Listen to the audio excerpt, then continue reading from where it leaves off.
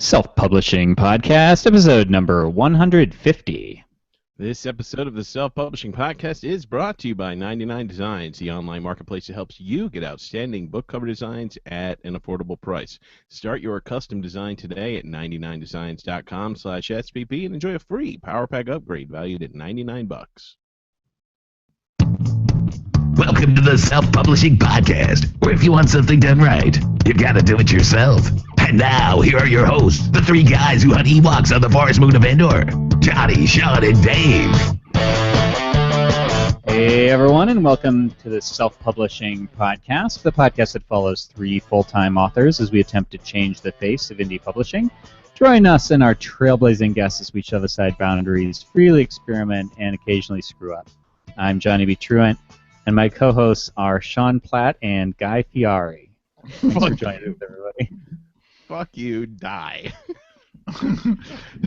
Dave looks very neat, maybe, for a guy who woke up less. I like that you hesitate on neat. Like, it's not a complex adjective. You're looking neat. Right, but I don't want to offend him, and you never know what's going to send him off into a rage. No, it actually is a good look. Like, it's just so different. No, it's a good look. No, I think it's a good look. I think it's a good look, too. It's pretty boss. But waiting on Dave's look, everybody. But we are talking, I think, less than 5 minutes, because he got on straight up at the hour, and I don't think he'd been up 5 minutes yet. So I was up long enough to take a shower. I went and got a haircut. I'll tell the story on BOU, I guess. I thought we weren't having a BOU. Any problems with your cat? You're toying with our heart. How about with my son? Is my son annoying you?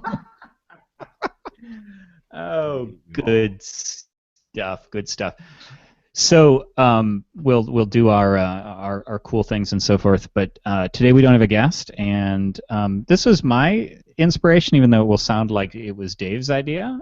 I thought it'd be kind of interesting to do a show on research, but not in the way that makes you run screaming. Not in like, well, that sucks. Research sucks. Not in the unicorn western, I'm not going to do it way, but in the ways to be awesome way. But it should satisfy everyone.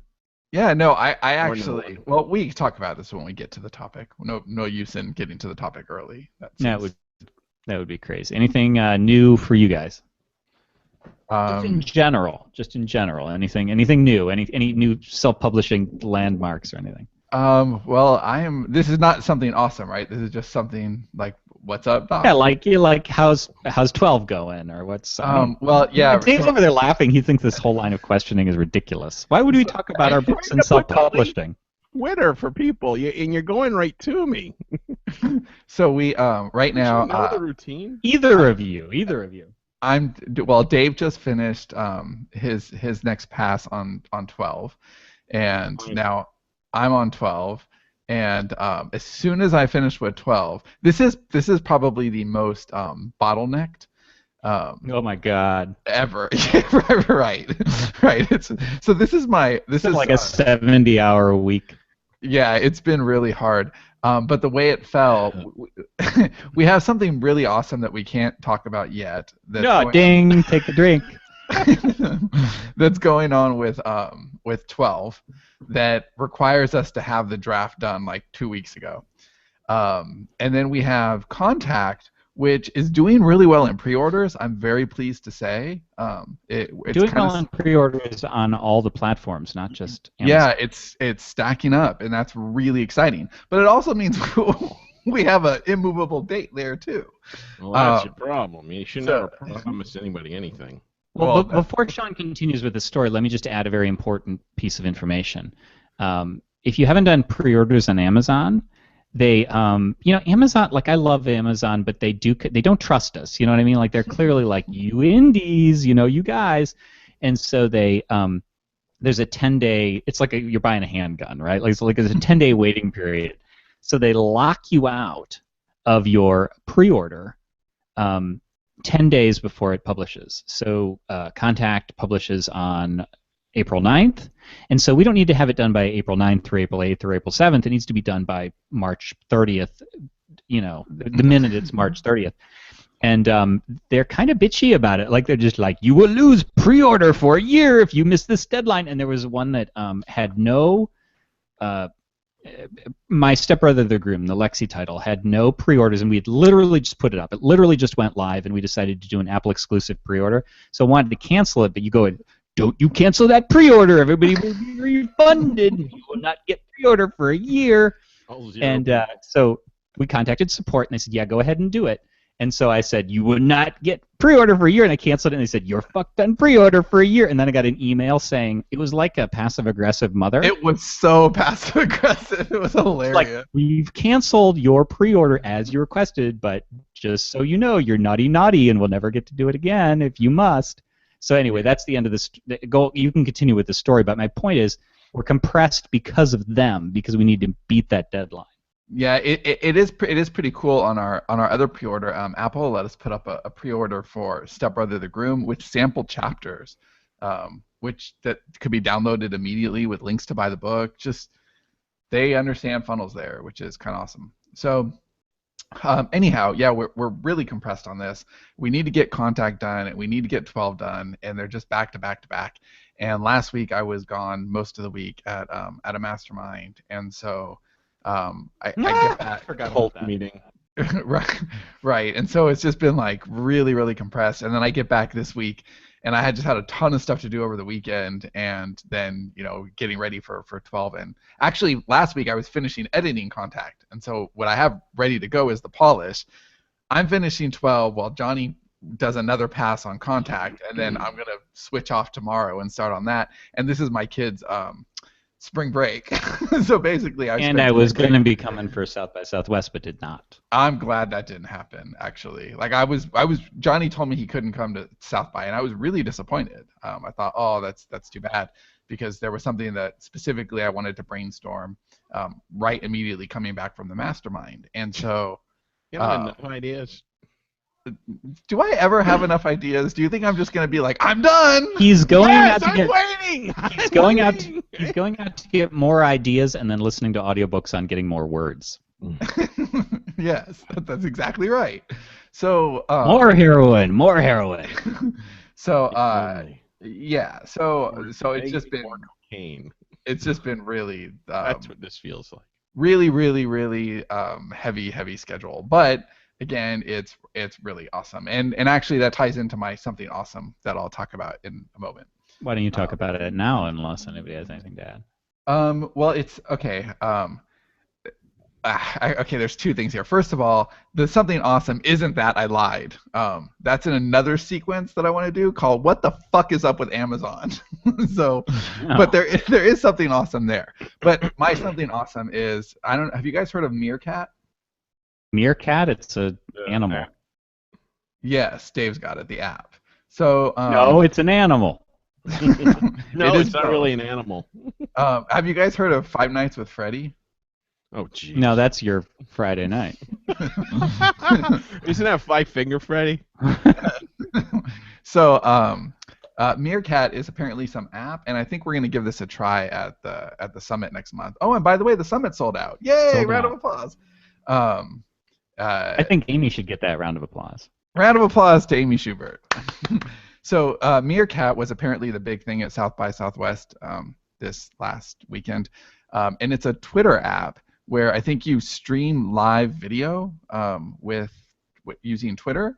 I don't really understand it, but I'm hearing a lot of buzz about it, and I think that it'd be kind of a cool way to tweet some of the cool things that happen at the summit in a really natural way, because I think for Johnny and I, most of the social media stuff really still confounds us, but Twitter is easy, so I want to check that out. Isn't that pretty much a definition of South by Southwest? I don't understand it, but there's a lot of buzz about it, so...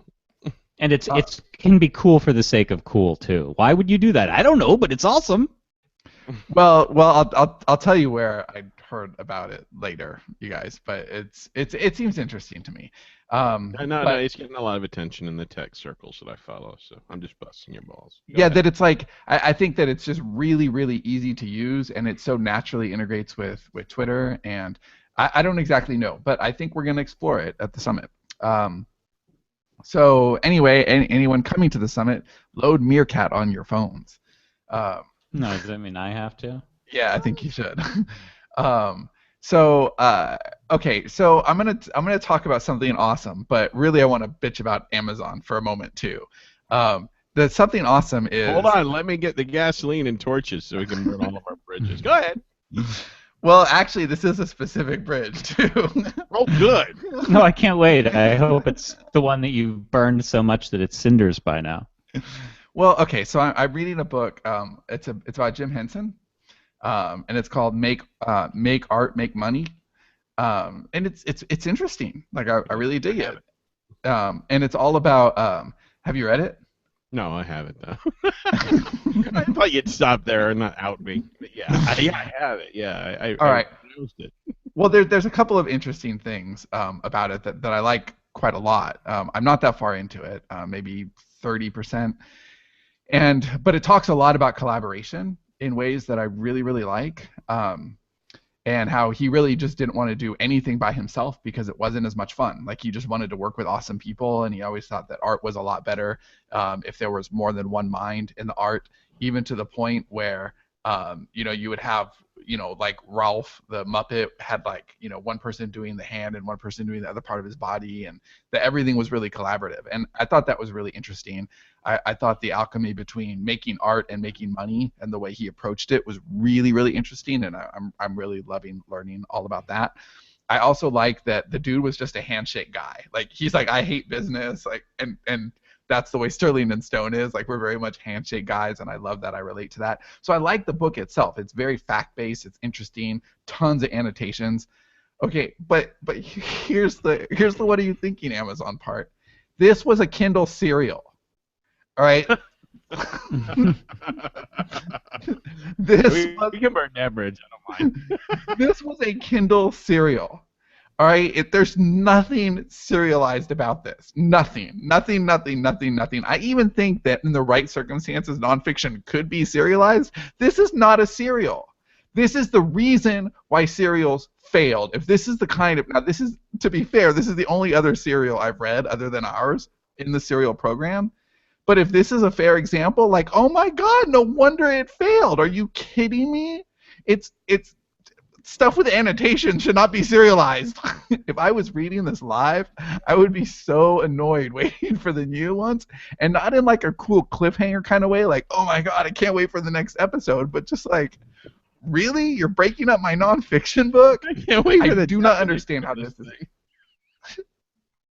I cannot understand how this could be a serial. And right now I'm on episode 4, and it actually says episode 4, and I'm like, no, that's a chapter. It's not an episode. Stop it.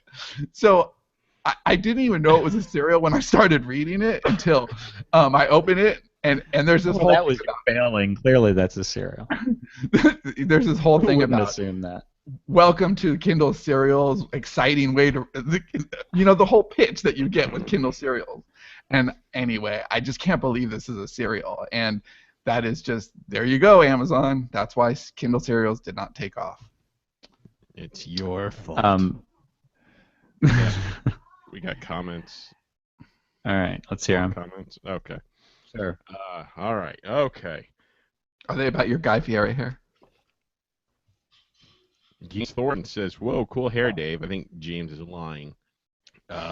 Basically, we've just swapped hair. I mean, because I used to have that hair.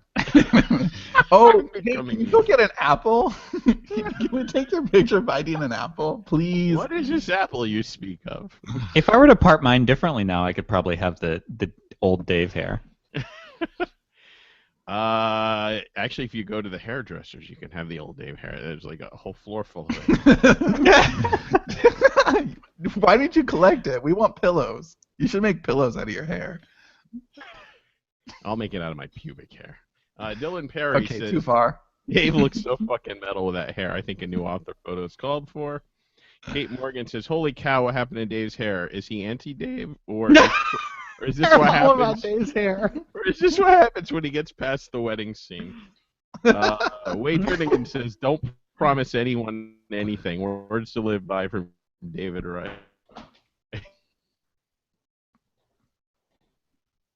Go back to being talented and ugly. And Dylan Perry says, "Am I the only one who thought of this when Dave came on screen?" And I will share that with all of our video people. It is Super Saiyan.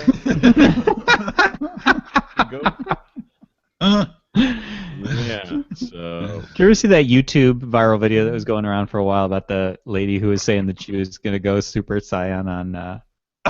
Oh, in the McDonald's or in something. the McDonald's, yes, because they were out of McNuggets or something. That thing was amazing. Fantastic. That lady was my soulmate. All right. That was so fantastic. I showed that to my children. They couldn't believe it. Good stuff. I have a something cool that I actually stole from Sean. I'm just start stealing from Sean now instead of stealing from Dave. Because see, that's tapped out. Like, he needs to produce some more shit. Although we did get I'll mention this. We did get some new covers, and we got a Yesterday's Gone cover. Because everything that we've had done has been Sean and Johnny. So we got a Yesterday's Gone with Sean and Johnny as the authors, and it was like, yes, master plan complete.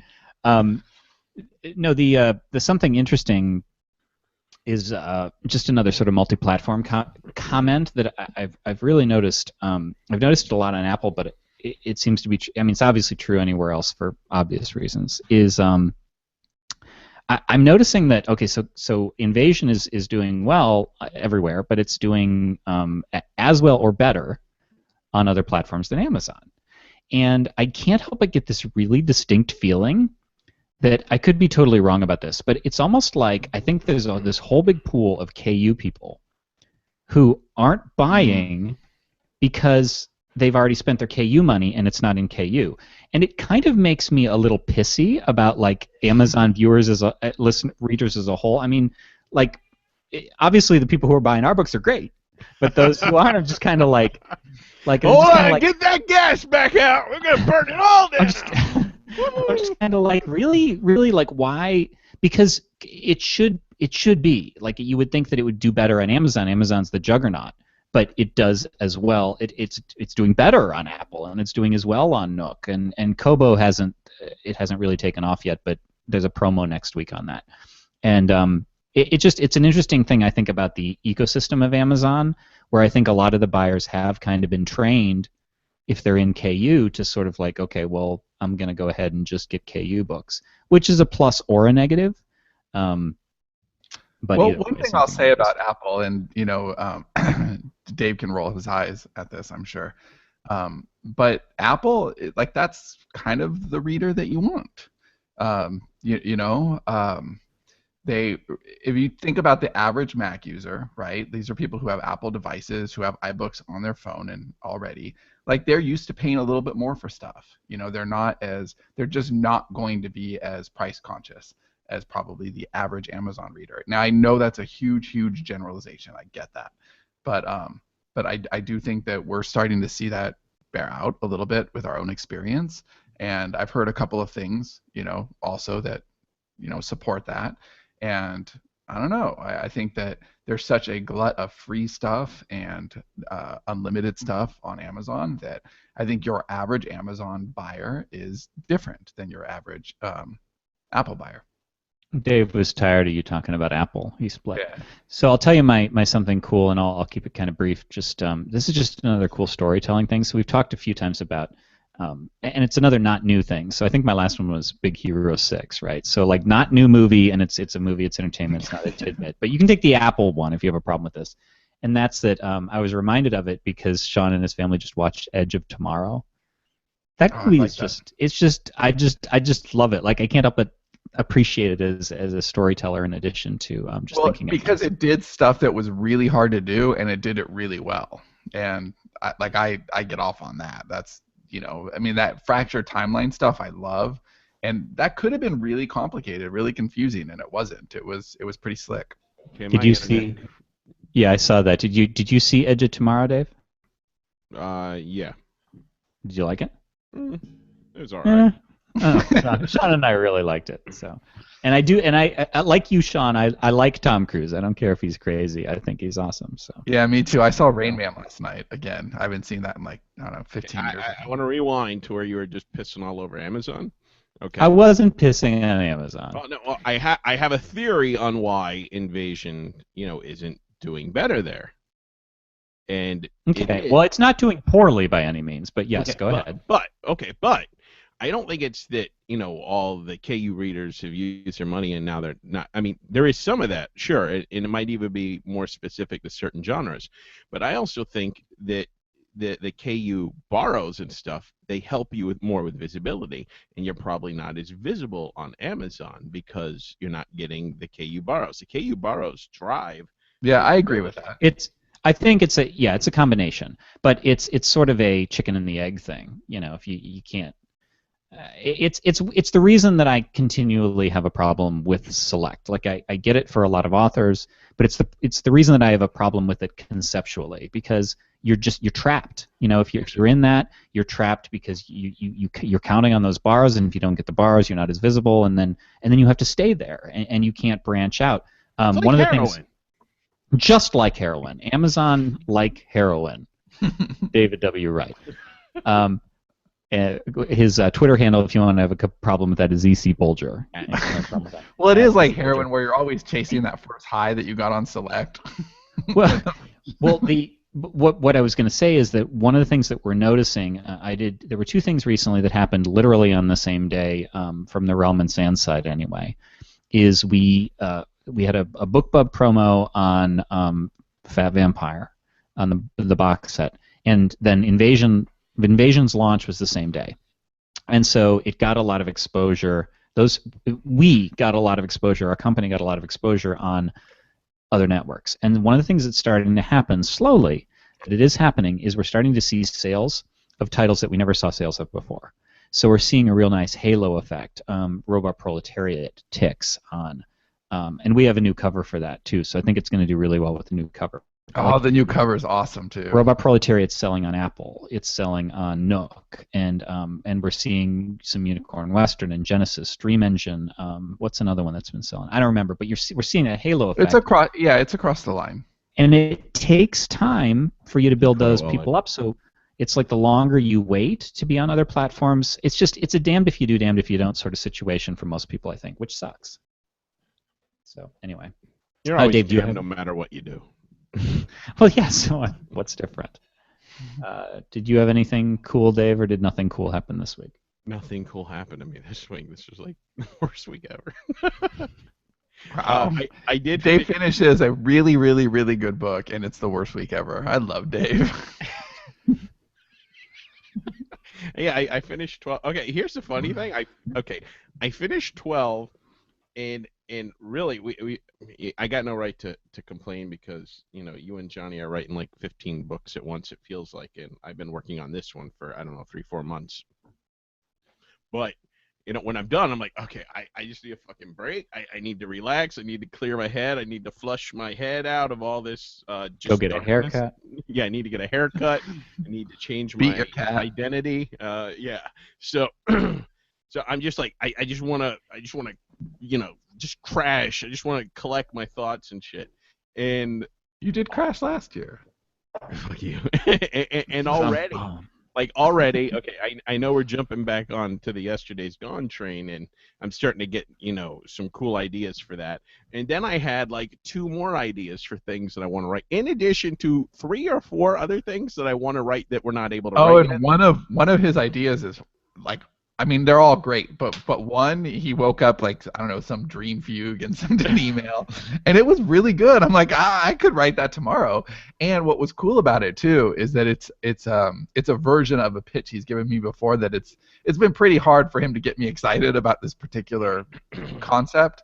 Yeah, and I've been willing to do it, but I haven't been really genuinely hyped on it. But I was hyped on this one. I thought, oh, that's juicy. I like that. What's really funny is to go back and replay the last like 30 seconds, and just assuming that Sean's talking about something sexual. Boom. There's always a sexual undertone with us. So do we want to talk about how awesome, what a difference covers make to our business? It's like you don't trust my spontaneous whatever. I feel the need to divert specifically because you've raised the topic to something. Well, okay. I'd actually like to on- make this point. I'd like to make this point. Hold on. Any objection to me sharing the Robot Proletariat cover or the Namaste cover or any of those? No, I don't have an objection. All right, I'm going to share one. Which I here, don't Dave? have a gavel, so I can't object. Which one do you think we should share? I'm going to do Robot. I'm pretty into that one. Yeah, that's fine. All right, hold on. Is there a reason you're only doing one?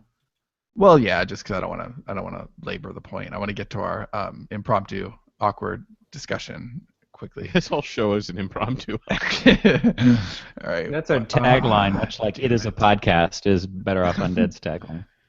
Okay, so this is our new cover for Robot Proletariat. If you're watching on YouTube,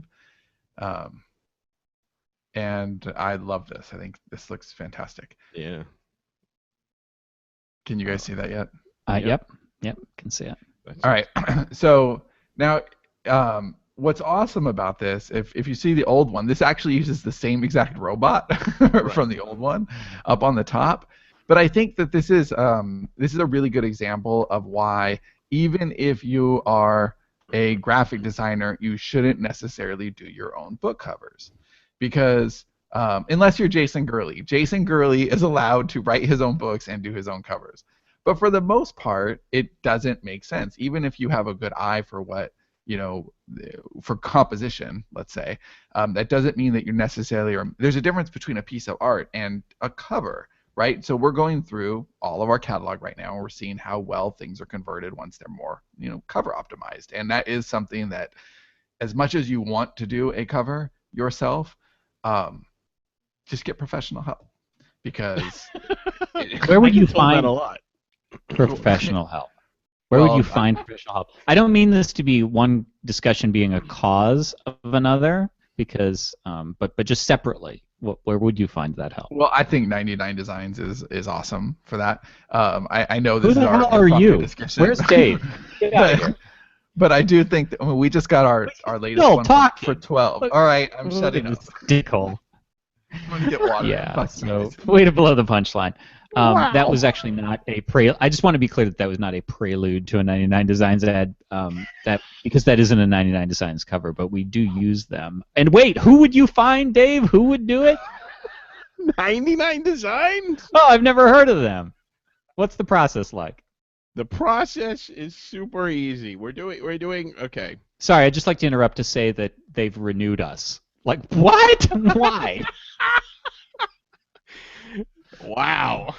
Okay. They must like this crap that we do. Okay, so the process. Okay, 12. If you've been following for the past few weeks, we've been talking about the 12 cover design process. And like I said before, this was 12 is a real precious baby to me. It's a story I've been wanting to write for a long time, and I want to make sure the cover's right. And like Sean was saying, I could not do the cover myself. I'm not that kind of graphic designer. So we went to our sponsor, 99 Designs, and we put a contest out there. And in the beginning, like the first few we got, I was like, oh, wow, this isn't good. Is this going to be the first time 99 Designs disappoints me? No. No, it wasn't. They didn't disappoint. All of a sudden, we got No, they came over. They were shoveling snow in my driveway this winter. Those people. Awesome. Wow. But no, we once again the designers did not fail us. They delivered more awesome covers than we could even use. It's like it was tough. So we ran a poll, and this one cover was a clear winner over all the others, and I'm going to share that with you now. This is not the final version. We are working with the designer to just modify a few little things on it. But here you go. Here's the 12 cover. And we're gonna remove a little bit of this to make the 12 a little clearer than it is. But this is a winning cover, and I like it a lot. What was real neat about that was we had a story meeting, and this is we were between a few covers, and what it ultimately really helped us decide was the fact that Dave had run a poll, and that was the clear winner. And so when you're able to ask people who are your readers which cover would attract them, it's not always necessarily what you think. Like, I don't know it's that we not would have chosen that. I wouldn't have chosen this one actually, and it was really interesting. The one I personally liked the best and this goes back to the art thing, right? The one that I personally would have hung on my wall and thought that's an attractive piece. It looked like a movie poster to me of a movie I'd want to see. Was dead last, like dead last in the Yeah, I think poll. that's the one I liked. That was, yeah.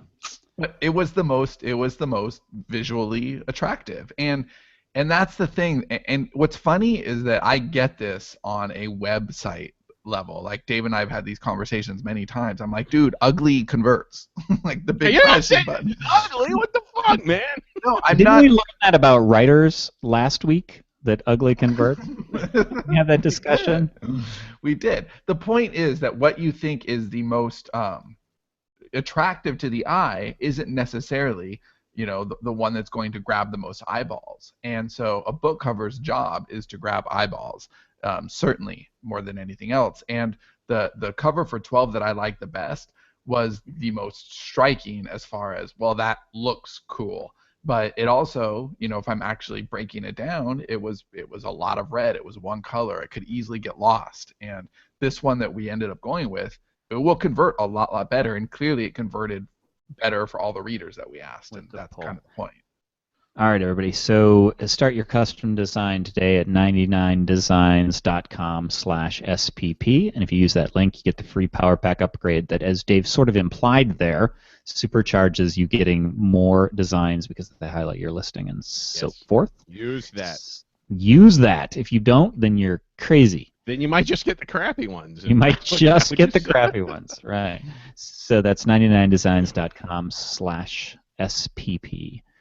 One other thing I want to say about this, like I said, we're getting the final design done. This was like a new designer, and this was the first contest he won, so it was really cool to awesome. I didn't know that. That is cool. Yeah. All right. So our topic today is, like I said, it's research, but here's sort of okay. So you guys probably, if you've been listening to the show for a while, you know the beaten to death joke about Unicorn Western and how Dave's complaint was that he didn't want to write a Western because of all the research. And we said, well, you don't need to do research. And so research in my mind has kind of a bad connotation, as it probably does for a lot of people, because we just remember research papers. And of course, since we're old, I'm assuming you guys have the same memory of having to go to the school library and get the encyclopedias, right? Like, what's an encyclopedia, kids today say?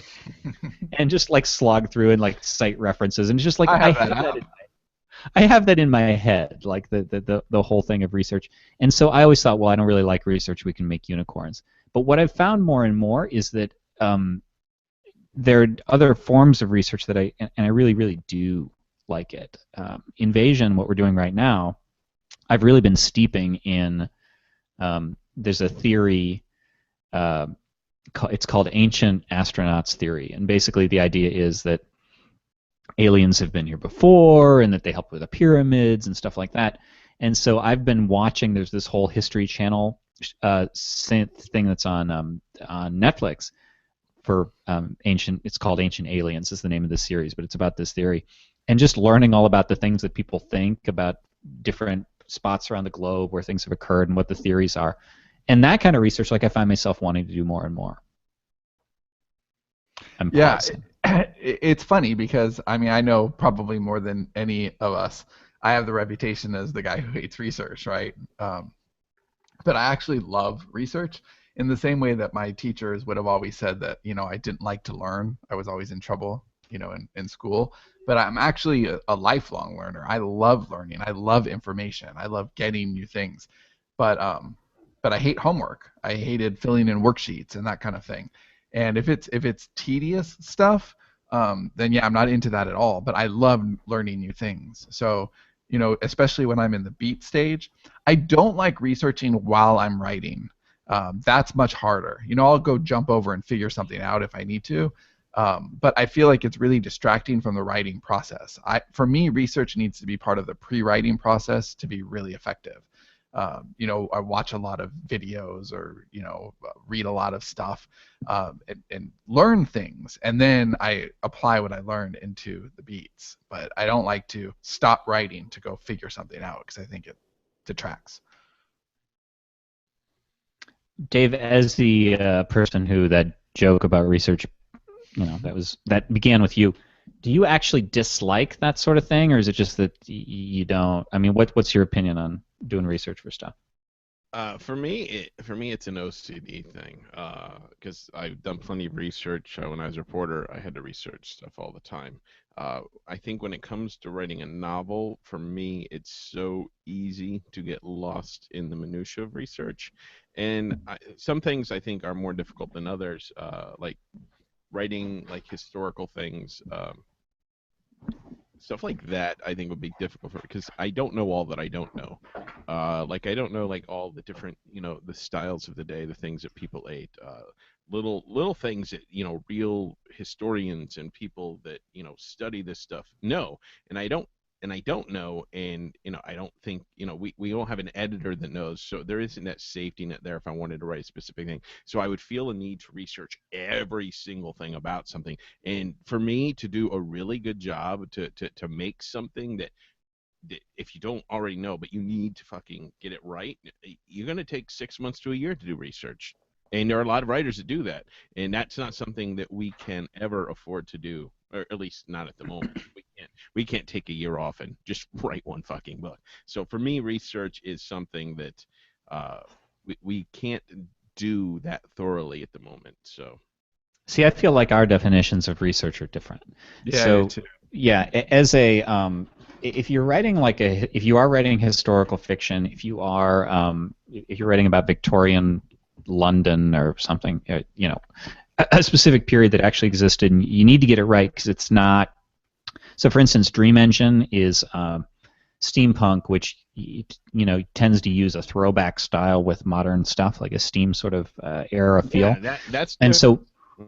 Right, so that's like Victorian-ish, and that's okay because you can basically say it's wrong steampunk. is hey, we're writing about another world. Pink smoke. But that said, here's one example that I was thinking of. I remember this came up like a year ago.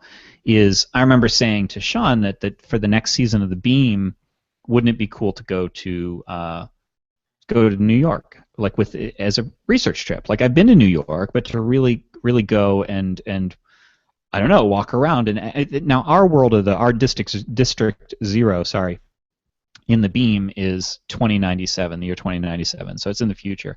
So you can argue that a lot changed, but just to get the feel of it, I think that's what the difference is for me. Is I tend to steep for feel, and then I go back for specific things that are specific facts.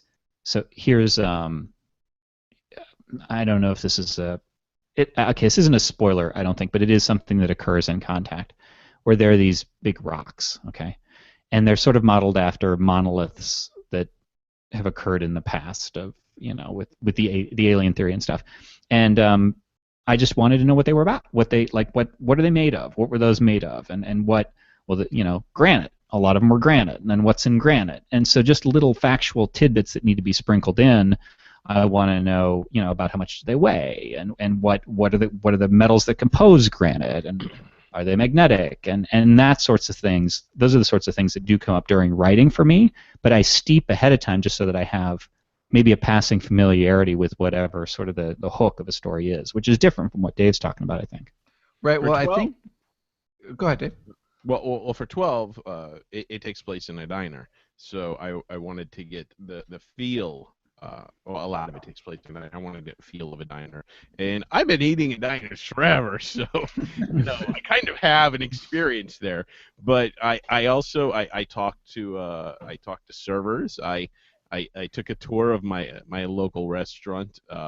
I watched tons of videos, behind the scenes stuff on diners and stuff, just to get a feel for it. A lot of the information I ended up not even using, but I feel like it helped inform the story. But even now, after we're done with the story, I'm thinking, I'm seeing like these other books like that people are talking about that like kind of take place in not in a diner, but they have like a diner sort of thing.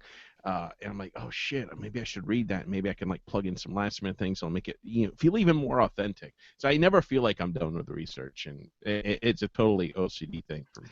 Yeah, I totally get that OCD thing. But to me that can be very limiting. I want to I'm not saying I'm right. I want to get enough to certainly color, and again, I really enjoy that. So for example, for Invasion, when I was mapping the beats out for that, and the main character in that book, Meyer Dempsey, he does a lot of ayahuasca. And so I was watching a lot of videos from like people who go to. It's like the fourth time ayahuasca's shown up in one of our properties. Just FYI. Yeah, but this is the first time that I actually went and looked at all these videos and like read like kind of exhaustively about it. TED Talks and stuff. Yeah, well, because before ayahuasca was a by the way, but ayahuasca in a bunch of hippies doing ayahuasca. Awesome. Well, no, in this book, it's not laugh for an hour. It's not hippies. It's too expensive. Yeah, it's not. This isn't a hippie thing. Okay, a bunch of hipsters. How about that? This ayahuasca was actually. I mean, wouldn't you consider it almost? Man, I'm expanding my mind. Wouldn't you consider it almost a character? Dave over there, I think he's on ayahuasca right now. I just think it's all bullshit. Sorry. Wouldn't you consider it almost a character, Johnny? Yeah, well, a minor character. It's important. It is important. So it needed a little more research, and so I was watching a lot of videos of people describing what it was like, and and I culled through those. So I probably watched like 20 of them, and then left like maybe 2 or 3 for Johnny. Like, okay, here, check this out. And that's interesting. Like I love that that's part of my job, but I think that it's also dangerous. In the same way that Dave's talking about it, it's really dangerous to get lost in the research. And my solution for that is pretty simple. Like, look at how much fun he's having over there.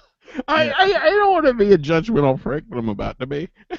Go right ahead. I did some quote research myself, and I was watching some of these YouTube videos, and I swear to you, like, there was like 4 or 5. There's like this like group of people that do ayahuasca on YouTube and talk about it like extensively, and every one of them sounds like the last person in the world you'd ever want to be stuck in a subway with, because their brains are fucking fried and they don't even know it. They think they're on this other fucking level, but they sound like the crazy guy that's talking to himself, and it's just okay. Clearly, this is not a good drug to do a lot of. Maybe we're all crazy and they. Yeah. Oh, okay, fuck you. All right. Anyway, Dave's extensively researched. When is your book on celebrity nip slips coming out? Is that coming next week? My middle school, my entire middle school informed that I could write that book. If it concerns 80s movie nudity, I got that. I'm not so much in tune with it now. I have other priorities. Oh, right. Who do you think believes that? Who are you talking to right now? Me and Johnny, or the listeners at home? My wife. Are you trying to? Oh, okay, got it. So I don't anyway, even look at other breasts. I think that you don't want to let that kind of thing hold you back, and I think it's important to write what you know. And so I'm going to use Invasion again as an example. Invasion was an idea that we've had on the Collective Inkwell side for a while, but its research is the reason that book never, got written, because that kind of thing intimidates Dave, and he says, well, I don't know what the military would do, and right? And I'm like, well, we don't write about the military then. We write signs instead of Independence Day. It's a small thing about this one family, and we just write from their filter and their experience. And Independence Day is well known for its factual research, by the way. Right. Well, that doesn't even matter. It's scope that I'm talking about. All right. So I think that you can frame any story based around what you know, and then you can steep yourself in the things that you want to color the story with. But there's a difference between writing a Tom Clancy book, which is very, very detail oriented, and then just writing a story where you have all the color there. And to me, I always want to I care more about the story, the narrative, the people in it. And I think that research is great, but you can overdo it, and it can actually get in the way of the story. Because another danger too, when you feel like you've done all this research and you have all this work, and you see this in some books that are kind of clunky and poorly constructed, it's because you can feel the author's need to just vomit all their research onto the page. Like, damn it, I learned this, and you're gonna fucking learn it too. Like, haven't you ever read a book like that where you just felt like you're being told things that are not necessary to the story because the author learned them while preparing for the story, and I think that's even worse. So I think I read your book Ayahuasca Joe. No, I want to write that. I want to write that. Oh my god. LOL, dude, Ayahuasca Joe. I think that the idea of becoming familiar. So Dave talking about going to diners and stuff is kind of how I approach this. It is a case of you don't know what you don't know, and so I more want to steep. Like, I more want to have the feel. So, for instance, I have worked in a biological sciences lab, and so I can write a scene in one of those places. We actually haven't, although biological sciences and philosophy, my two majors, have shown up a lot in our books, in by the way sorts of ways. And I want to walk through something. I want to see it being done. Like, I'm not a fan. I don't read police procedurals. It's just not a genre that I really get into.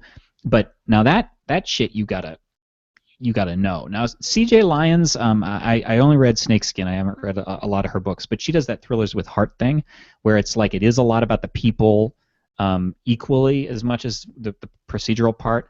So I think that you can skew in one direction or another and end up talking a lot about the mechanics in something like that, or you can talk more about the characters, and then your research has to go accordingly. But it's like Sean said, the difference between a Tom Clancy style book set on a naval ship versus if you were to go out on a naval ship for a while and get a feel for kind of how they lived or something like that. Like, the research that I have in mind, like, I want to do more and more of this. But I would just go to have the experience. Like, I like learning things. I like experiencing things, and once, so as an example, one of the things that Sean got really excited about recently was this linguistic thing, like this whole thing on linguists. Oh, that's a good example. It's like I want a character who's a linguist. Now, the only time that's going to occur, by the way, is if I catch the same bug, since I'm the first draft writer, because I need it's not like a detail-oriented thing. It's somewhere beyond a passing familiarity. It's a conversational ability to be in those shoes of like a linguist, the sorts of things that they would talk about, the sorts of things that the personality type. And so I would, like, if linguistics starts to fascinate me, then I will want to write about a linguist too. But that's the way it is I feel like, for me anyway, I want to be, like, I'm fascinated by that experience. I want to learn about it, and then once I've learned about it, I would want to write about it. Yeah, and it's funny, if you look at a lot of Realm and Sand stuff, there is a lot of biology, across. I mean, it doesn't, not just in the Beam. There's a lot of it in the Beam, but it's because it's that writing what you know type of thing. In CI, the general disgustingness of humans is, that's a core belief of Dave's. So it does show up, quite frequently. There's also people are dipping French fries in most of our books at some point. It's true. It's in a diner! What do you expect? Yeah, but all of our books have at some point someone is dipping a French fry into something and eating it. Dave tried to insert that chapter into Write, Publish, Repeat.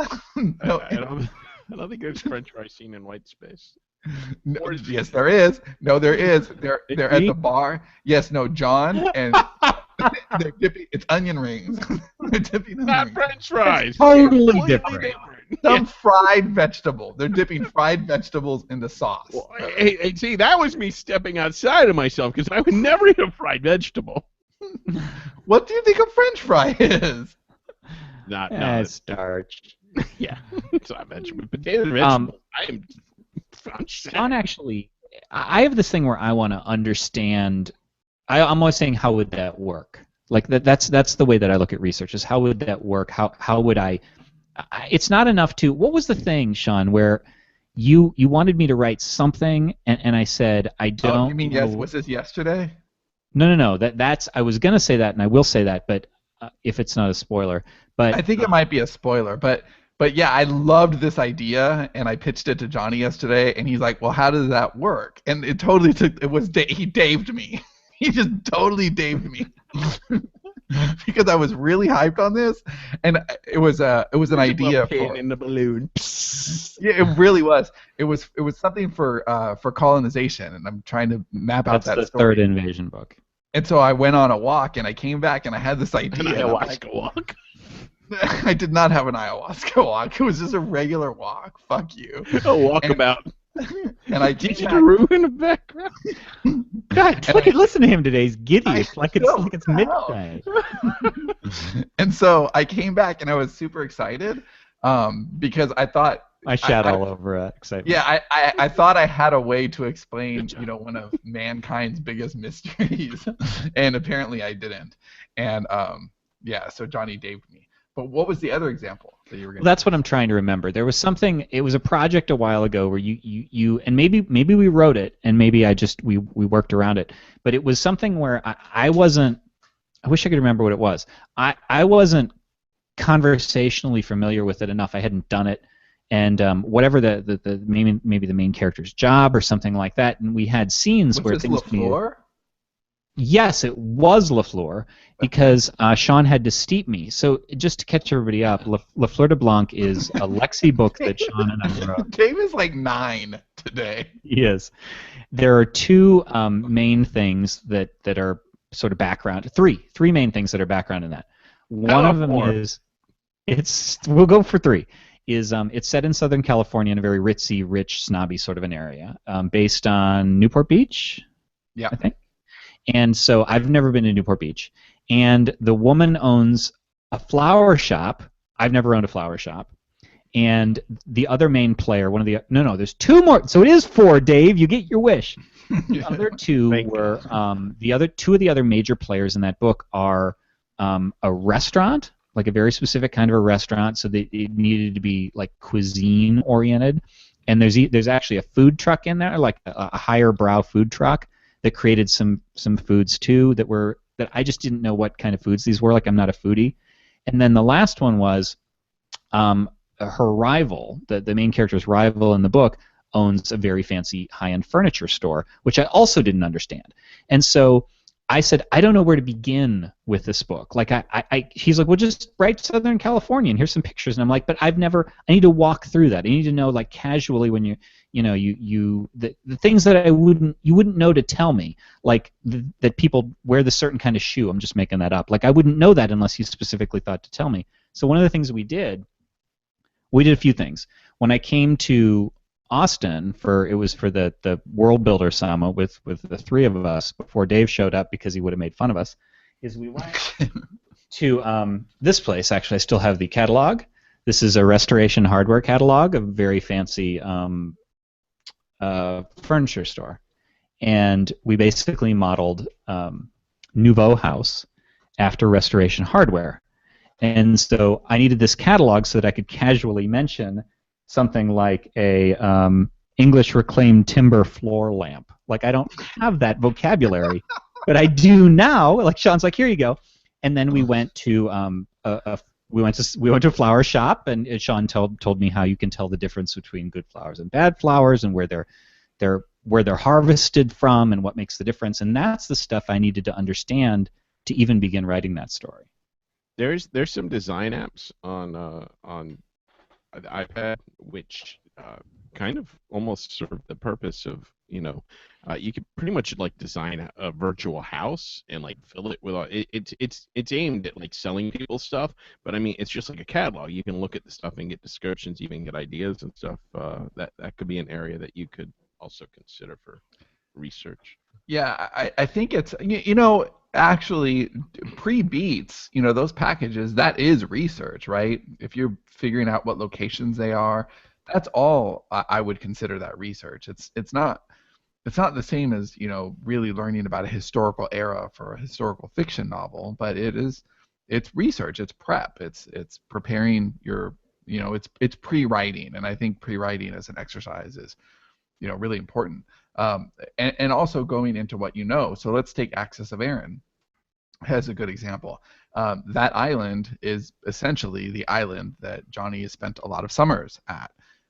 Now, it's not exactly that island, but it's that island enough to where Johnny could write from a first person And Amy's experience. cottage is very much the cottage that I spent that time in.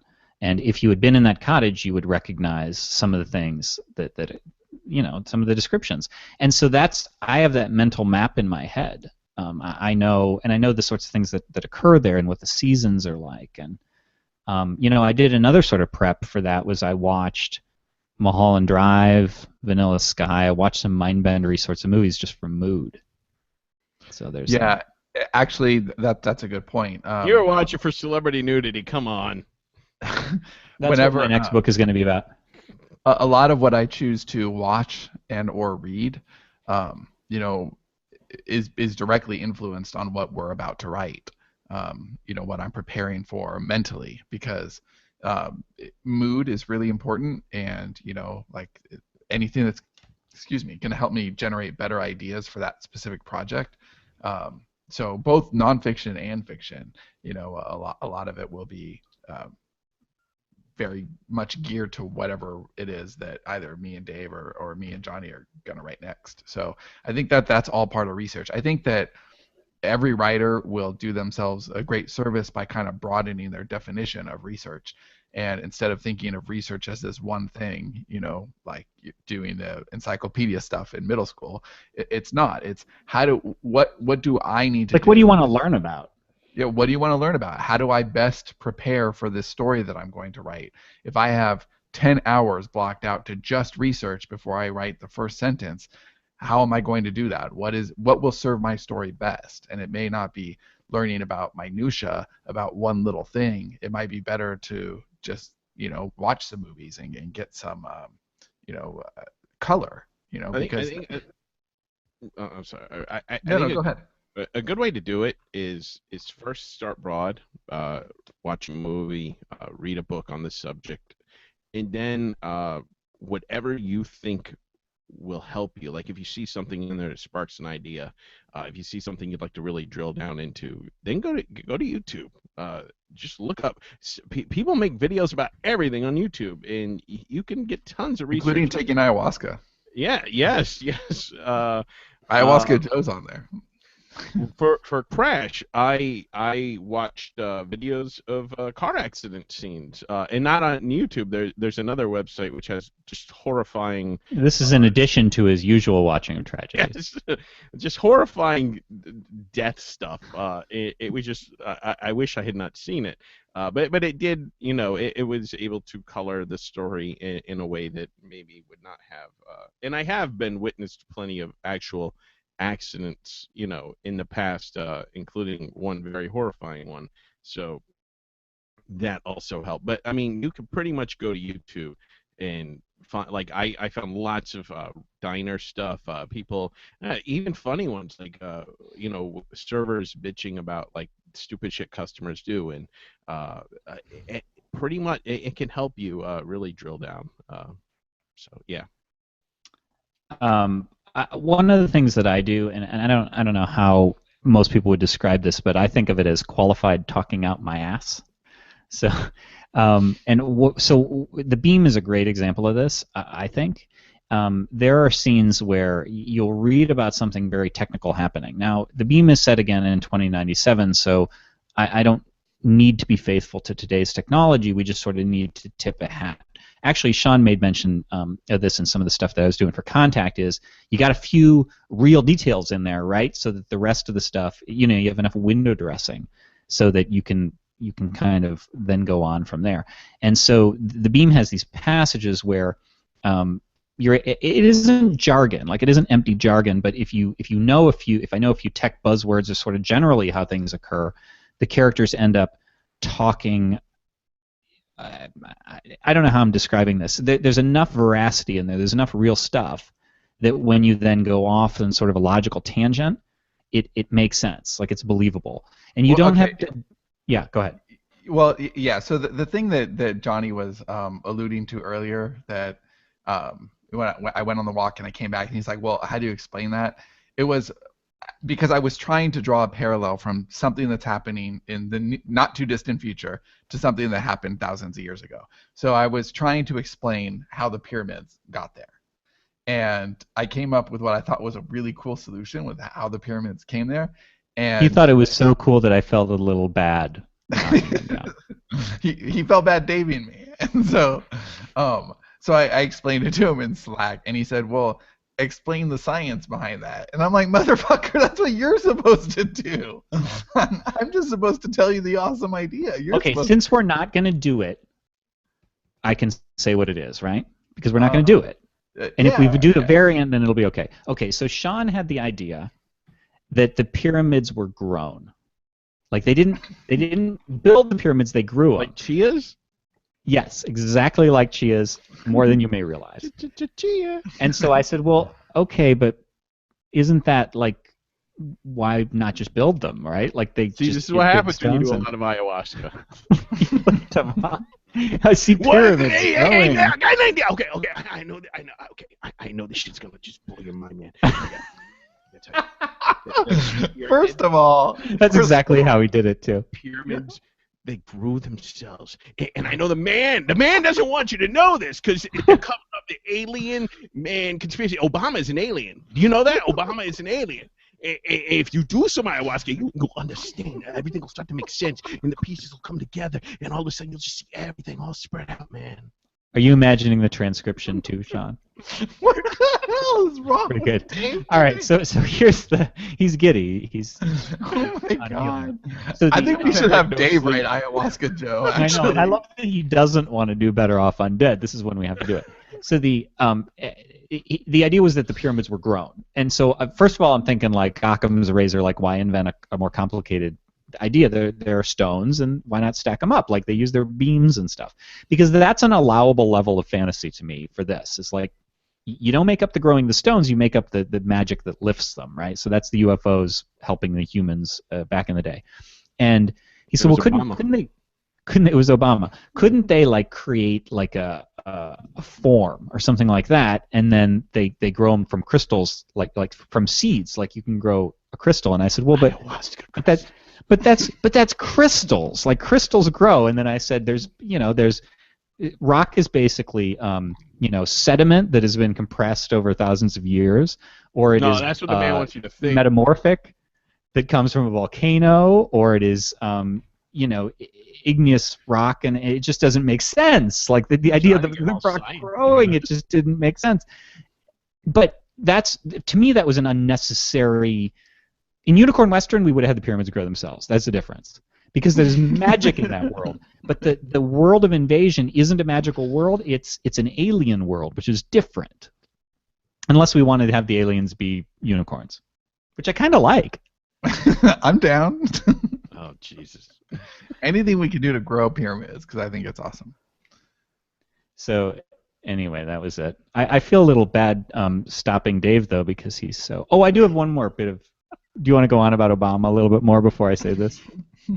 No, go ahead. Is sort of an ancillary form of research that has worked well for us, and I assume it works for you guys too, on the CI side, is partner-based research. So with the Beam, the Beam has this great scene. Well, I think it's great, where they're at dinner, and it's a scene where they're at dinner. So maybe you could have gotten it on this one. They dip in French fries. Oh yeah. No, it's a very fancy.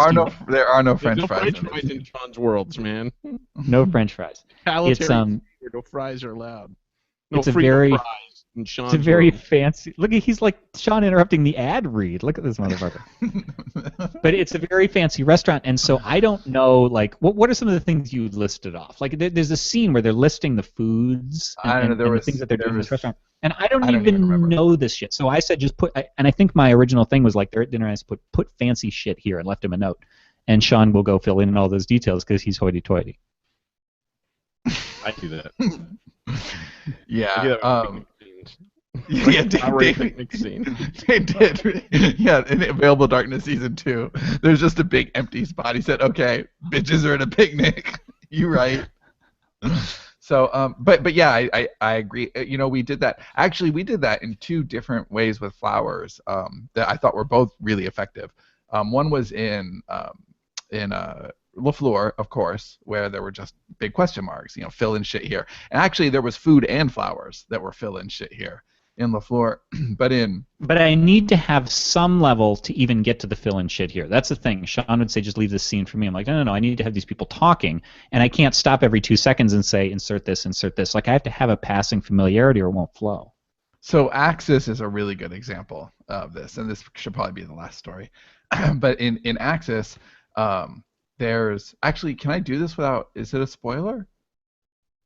It's definitely a spoiler, but I think we can talk around it by saying there are differing versions of reality. Okay, so there are differing versions of reality, and He wants to make an ayahuasca comment so bad. Go ahead, ayahuasca Joe. So there's Amy, one of the characters in the book, owns a flower shop, or owned a flower shop at one point.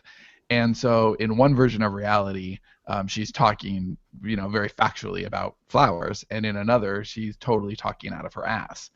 And so Johnny just basically talked out of his ass in all of the scenes, and on the ones that are supposed to be accurate, I just changed them to factual stuff. And I think that so mine are all things like red roses are the best flowers, everything should have baby's breath. These are the things that a non-flower person, i.e. me, would think, and that somebody like Sean would go, you cretin, you don't know things about flowers. Red roses are not the best. And I think in one point I said that what a profitable day Valentine's Day was for florists, which from Sean I know is not a profitable day. So in his... Well, it's a risky day. It's a risky day is what it is. Think about it. You've got tens of thousands of dollars worth of perishable product. And so, if it rains, you're fucked. But if it's a great day, it's awesome. It's hard. Okay. But I would just figure that, it's Valentine's Day, flowers, red roses, baby's breath. This is what you do. Right. So, well, it'd be natural to assume that profit margins are great on Valentine's Day because the flowers are so expensive. But the danger is if you write from a non-knowledgeable person's point of view, and the reader is that person. So with horses, this is my wife. There are 2 egregious, in her words, horse-related errors in the first chapter, I think, of Robo-Proletariat. Oh. No, Robo-Proletariat. And I know there are going to be some in Contact because there are some horses. One is... they don't talk? That they don't talk. No, at one point there's a character and she has a bun on her head. She has her hair in a bun and she has a riding helmet over it. And Robin's like, you would not have a helmet over a bun. That would never happen. You would have it in the back. Right. And so that's the sort of thing that, somebody who knows that. In Contact, there's some kind of survivalist stuff, and I had to look this up too because, in where I'm standing as a layman, I'm not a survivalist, so I would think, okay, well, you'd have a generator. But the problem with a generator is it runs on gas, and gas has a 6-month shelf life. Now, if I didn't know that, and I just have I'm writing them running a generator for power for months and months and months or years, then that doesn't make any sense to somebody who goes through and is like, "What the fuck? You didn't even look." So, we have a sustainable... rip your ass apart if you get that shit wrong. Yeah, and we probably still got shit wrong, but at least we try to be conversant enough that it doesn't look terrible, and hopefully. Well, okay, but here's a good example too. We wouldn't have a character who is a survivalist because. Right, these people are fallible. They're not survivalists. That's why I think some of it works. Right, and that's the point. If you're not a survivalist, or if you don't know enough about that, don't make one of your main characters a survivalist. That's what I mean about writing around what you know. Or become a prepper. What's his name? Meyer, the main character, had a lot of money to prepare, so he prepared with money instead of knowledge. He had a cursory knowledge, enough to get what he needed done. But it's not like he was one of these survivalist guys. But even then, if you set a scene from the point of view of one of his kids, then you got a shit ton more leeway because they're not necessarily going to understand any of it. And then they just kind of have to know what they know what they see. And then you can even I think facing things. Sean was actually saying something about this. He just read Robert McKee's book Story and was talking about this.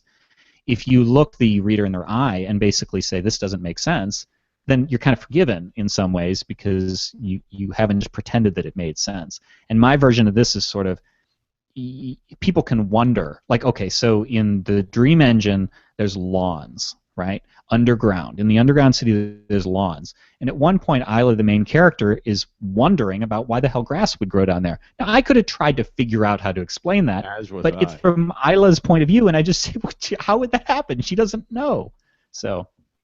Yeah, in copywriting, that's called addressing objections. You can't, if your buyer is going to have a question about something that you're selling, you can't pretend that something doesn't exist. You have to acknowledge it. You have to say this exists and this is why it's okay.